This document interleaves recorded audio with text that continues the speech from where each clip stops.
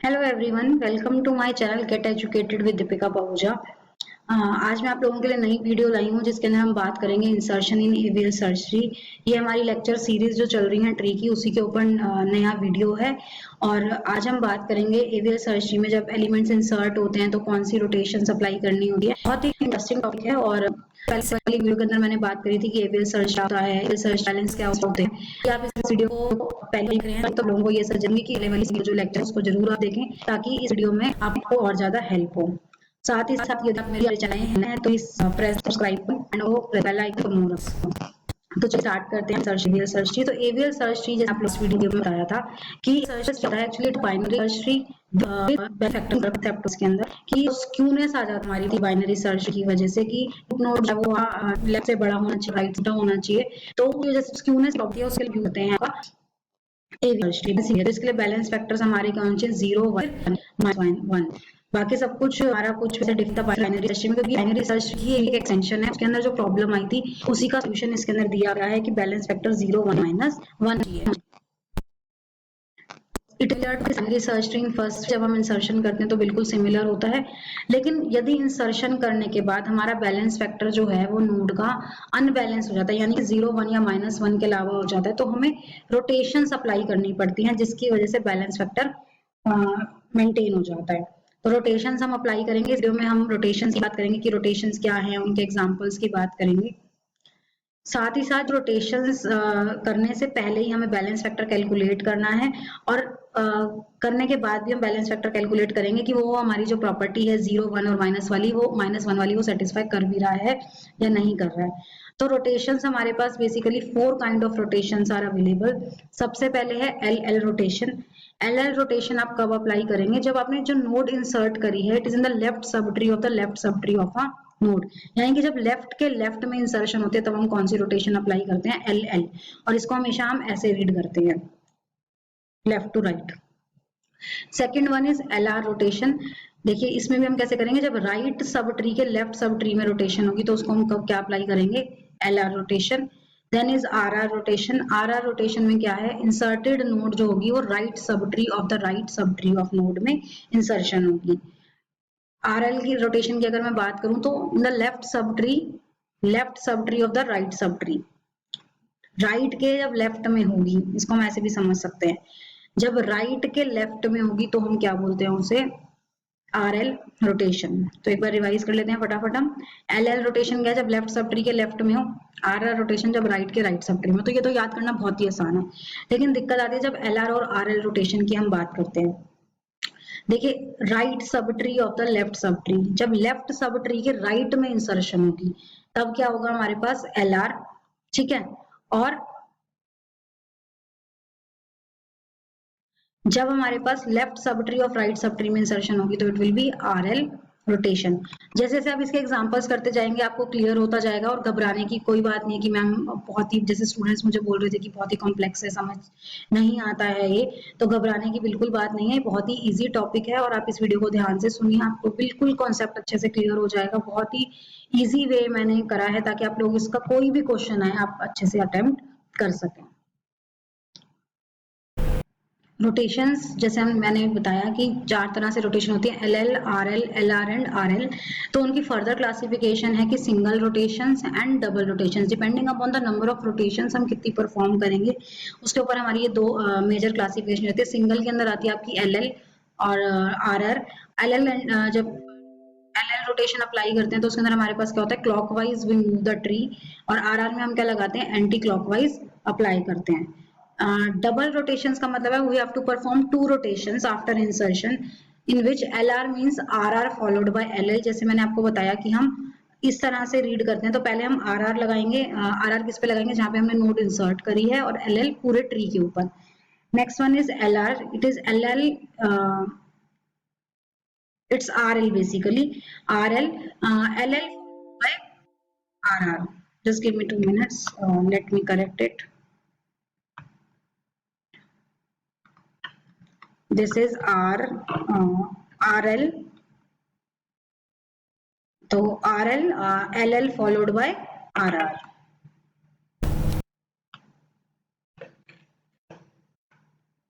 ठीक है, तो आरएल में क्या होता है, L L followed by R, यानी कि पहले हम एल एल अप्लाई करेंगे जहां पे हमने नोड इंसर्ट करी है और उसके बाद हम आर एल लगाएंगे पूरी नोड के ऊपर।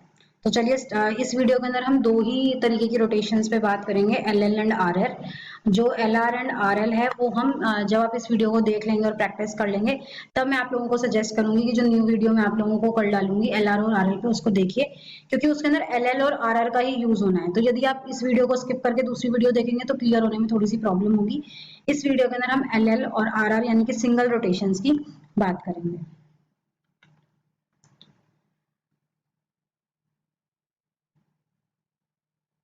तो देखिए एल एल रोटेशन में क्या बताया था मैंने कि लेफ्ट के लेफ्ट में जब इंसर्शन होती है, यानी कि left sub tree of the left sub tree of node में जब इंसर्शन होगी तो उसको हम बोलते हैं कौन सी रोटेशन अप्लाई करते हैं, एल एल रोटेशन। तो इनिशियली देखिए मेरे को ये एक ट्री गिवन है, एक ट्री गिवन है जिसमें जो लेफ्ट सब ट्री है वो बी के उससे है रिप्रेजेंटेड है और ए आर हमारा right sub tree of the root node है। अब ये initially it is balanced, as you can see it is of balanced height. तो हमारे पास अब हाइट कैसे बैलेंस फैक्टर हम कैलकुलेट करते हैं, जैसे मैंने प्रीवियस वीडियो में भी आप लोगों को बताया ही था। तो देखिए हम बैलेंस फैक्टर इस नोड का कैसे कैलकुलेट करते हैं, नंबर ऑफ एजेस देखिए 1 2, तो height of the left sub tree क्या हो गया आपका 2 माइनस 1, एक ही एज है यहाँ पर तो it is +1। Balance factor of B क्या है, दोनों की हाइट एच एच है तो एच माइनस एच इज 0 और यहाँ पर हमें जरूरत नहीं है क्योंकि हम लेफ्ट के लेफ्ट में इंसर्शन कर रहे हैं। तो आप देख सकते हैं कि इसका बैलेंस फैक्टर 0 और 1 ही है जो एक वैलिड है एवीएल सर्च ट्री, तो it is a balanced AVL search tree. Now it says insert x into left of BL, यानी कि इस लेफ्ट इधर हम क्या नोड इंसर्ट करेंगे, x नोड इंसर्ट करेंगे। तो आफ्टर इंसर्शन हमारे पास क्या होगा, इसकी हाइट क्या हो गई h+1, यानी कि एक और एज ऐड हो गई। ठीक है, तो हम कैलकुलेट करेंगे बैलेंस फैक्टर, इसकी हाइट क्या हो गई h+1, देखिए एक लेवल इंक्रीज हो गया। तो अब हम बैलेंस फैक्टर इसका क्या हो जाएगा 2 माइनस 1 1 और इसका बैलेंस फैक्टर क्या हो जाएगा +2, बिकॉज 1 2 और ये x जो इंसर्ट हुआ इसका भी एक नेक्स्ट लेवल है 3 माइनस 1 +2, तो इट इज unbalanced AVL search tree due to insertion.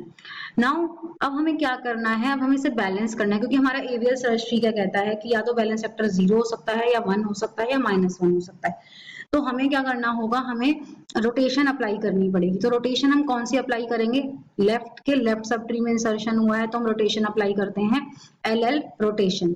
इसको आप ऐसे भी समझ सकते हैं कि जिस तरफ हमारा झुकाव ज्यादा है, लेफ्ट के लेफ्ट में झुकाव ज्यादा है तो वहां से हम रोटेट कर देंगे। और एल एल रोटेशन आपकी जो होती है वो क्लॉकवाइज रोटेशन होती है, it is a clockwise rotation. Clock कैसे मूव करती है हमारी, इस तरह से मूव करती है।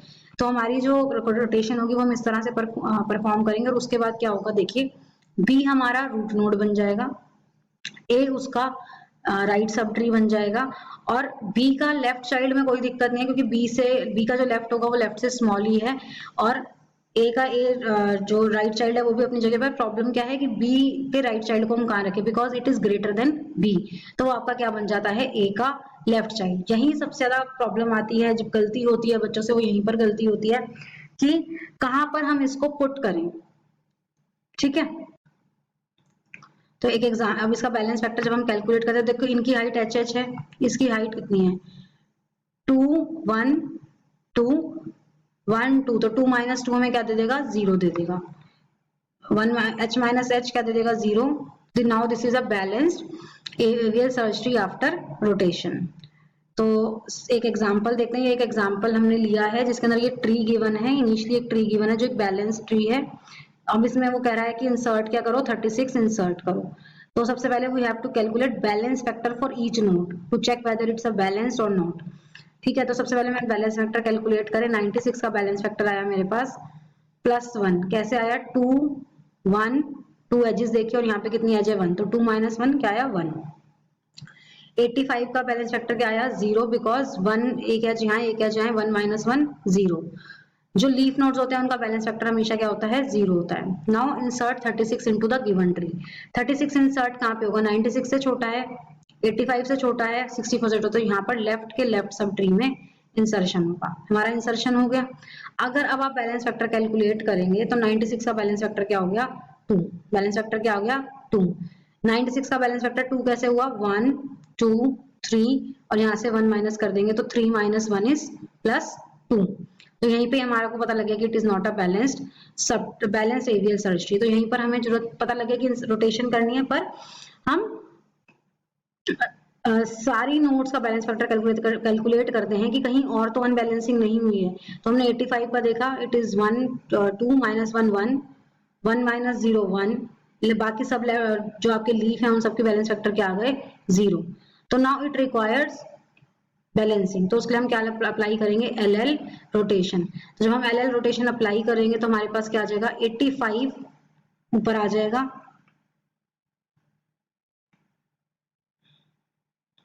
ये जो 85 है वो क्या हो जाएगा यहाँ मूव कर जाएगा और 96 आपका यहाँ मूव कर जाएगा। तो आप देख सकते हैं 85 90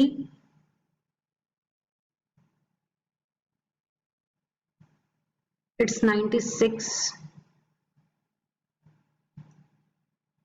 this is 96 actually, this is 96 and this is 90।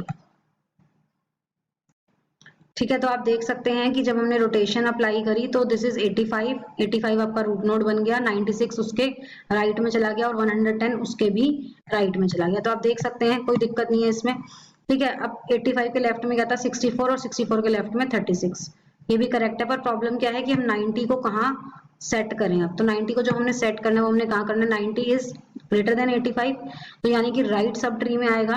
अब राइट सब ट्री में ऑलरेडी 96 है तो 90 इज लेस देन 96, तो हम 90 को यहाँ पर पुट कर देंगे। Now after rotation we also have to calculate the balance factor, तो हम बैलेंस फैक्टर कैलकुलेट करेंगे। जब हमने 85 का बैलेंस फैक्टर कैलकुलेट करा तो it comes 0। How it comes 0,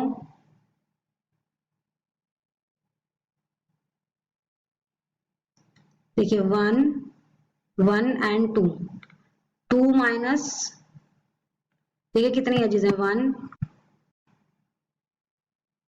2 और इधर भी कितनी है 2 है, तो 2 माइनस 2 मुझे क्या देता है 0। 64 का अगर मैं चेक करूं तो there is only 1 edge, 1 minus 1 1 minus 0 इज 0 और इनका क्या हो जाएगा 1 माइनस 1 0, तो इनका बैलेंस फैक्टर क्या आ गया 0। ठीक है, और इसका बैलेंस फैक्टर भी हो जाएगा हमारा 0 because it is a leaf sub tree, leaf of a tree, तो इसका बैलेंस फैक्टर क्या हो गया हमारे पास 0। तो हमने जब यहाँ पर देखे दोबारा से देखे, जब हमने 36 इंसर्ट करा तो 36 से हमारा ट्री का बैलेंस बिगड़ा, तो हमने यहाँ से इसको क्लॉकवाइज फॉर्म में रोटेट करा और जब हमने रोटेट करा तो हमारे पास 85 रूट नोड बन गया और जो रूट नोड थी वो उसका राइट सब ट्री बन गया। तो now it is a balanced tree. आपको अपने एग्जाम में इसी तरह से पहले जो ट्री गिवन होगा उसका बैलेंस फैक्टर कैलकुलेट करेंगे, फिर आप उसके बाद एल एल रोटेशन जब अप्लाई कर देंगे उसके बाद भी बैलेंस फैक्टर आपको कैलकुलेट करके बताना पड़ेगा। और यदि आप किसी यूनिवर्सिटी किसी एंट्रेंस एग्जाम में बैठे हैं तो आप सिंपल अपना कैलकुलेट करके बता सकते हैं कि whether it is a valid area search tree और नॉट, उसके अंदर आपको इतना प्रोसीजर अप्लाई करने चाहिए, आप रफली भी इस चीज को कैलकुलेट कर सकते हैं, शॉर्टकट्स अप्लाई कर सकते हैं अगर आप कोई एंट्रेंस एग्जाम में बैठे हैं। लेकिन यदि आप यूनिवर्सिटी का एग्जाम दे रहे हैं तो आपको प्रॉपर एक्सप्लेन करना होगा जिस तरह से मैंने आप लोगों को एक्सप्लेन करके दिया है। Next is R R rotation. R R rotation हमारी कब अप्लाई होती है, जब इंसर्टेड नोड जो है वो हमारी कहां पर होती है, right sub tree of the right sub tree. तो देखिए इसके अंदर भी हमारे को ये गिवन है, ट्री लिया है मैंने, तो हमें राइट के राइट में इंसर्शन करना है। तो इट इज इनिशियली हमें बैलेंस्ड एवियर सर्च ट्री गिवन है जिसमें मैंने एक्स इंसर्ट करा, तो एक्स इंसर्ट करते ही इसकी हाइट क्या हो गई +1 हो गई। तो अगर मैं इसका बैलेंस फैक्टर कैलकुलेट करूंगी तो क्या हो जाएगा, कैसे आया ये एक बार और देख लेते हैं। ये एक एज है 1 और 2 और ये तीसरी जो यहाँ पर ऐड हुई, तो 3 लेवल है, तो 1 माइनस 3 इज -2, तो इसकी वजह से क्या हो गया हमारे पास अनबैलेंस्ड सर्च ट्री हो गया। तो हम क्या अप्लाई करेंगे यहाँ पर R R rotation. R R rotation हम कैसे अप्लाई करते हैं, it is clockwise anti clockwise rotation हमारी अप्लाई होती है इस केस में, एंटी क्लॉकवाइज। एंटी क्लॉकवाइज का मतलब क्या है कि बी आपका जो है वो ऐसे शिफ्ट होगा, बी आपका रूट नोड बन जाएगा, ए उसका लेफ्ट सब ट्री। अब इस केस में प्रॉब्लम किसके लिए आएगी, जो लेफ्ट सब ट्री है ये, तो उसको हम ए का राइट सब ट्री बना देंगे।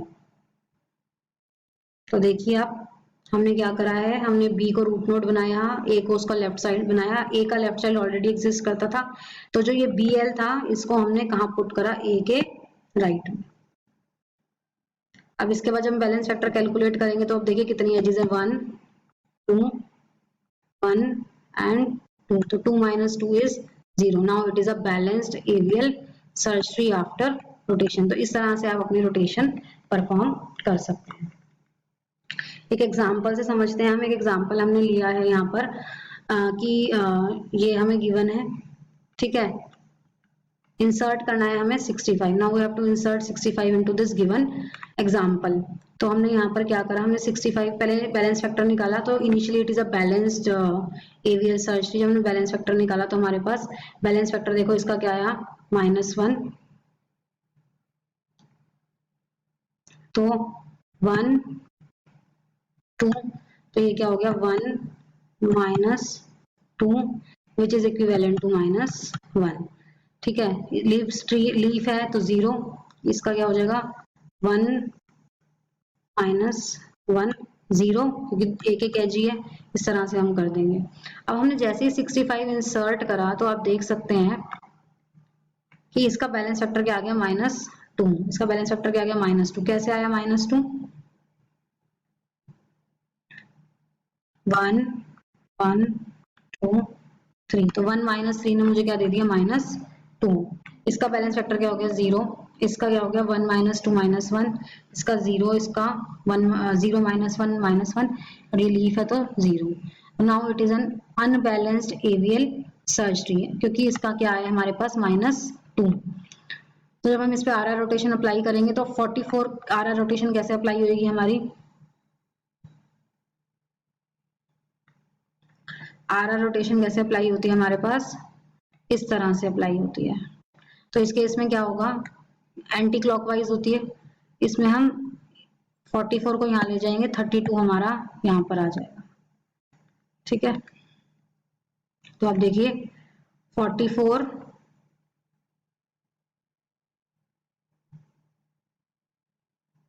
32 है बेटा, 44 के लेफ्ट सब ट्री क्या बन गया 32, और 32 के लेफ्ट में क्या गया 26, 56 65। अब क्या है हमारे पास, ये 40 को हमें देखना है कि कहाँ सेट करें। तो 44 से छोटा है और ऑलरेडी लेफ्ट सब ट्री में क्या है 32, और 40 क्या है 32 से बड़ा है, तो ये कहाँ पर आ जाएगा, इसका राइट चाइल्ड बन जाएगा। अब now we have to calculate balance factor for each node. तो हमने बैलेंस फैक्टर जब कैलकुलेट करे तो इसका क्या आ गया 0 1 2 2 -2 0, इसका भी 0, इसका -1 0 -1 -1 0 0 एंड 0। तो आप देख सकते हैं कि इस तरह से हम अपनी जो रोटेशंस हैं, कैसे हम रोटेशन एलएल रोटेशन और कैसे आरआर रोटेशन लगाते हैं। आशा करती हूँ आप लोगों को समझ आया होगा और ये वीडियो यूजफुल होगी। कोई भी प्रॉब्लम आपको लगती है तो आप कमेंट बॉक्स में लिखिए, मैं आप लोगों को रिप्लाई दूंगी। साथ ही साथ इसके साथ मैंने एक प्रैक्टिस क्वेश्चन आप लोगों के लिए तैयार करा है। आप ये प्रैक्टिस क्वेश्चन को ट्राई करिएगा और देखिए उस पर आप एलएल और आरआर देखिए कि कौन सी रोटेशन हम अप्लाई कर सकते हैं, और आंसर अगर आप चाहें तो उसकी स्नैप खींच के आप कमेंट बॉक्स में डाल सकते हैं। तो इसका सोल्यूशन मैं आपको नेक्स्ट वीडियो में दूंगी कि how to insert elements 1 to 8, और नेक्स्ट वीडियो में हम ये भी बात करेंगे कि how to apply LR and RR rotations on the after inserting a node into AVL search tree. Thank you for watching.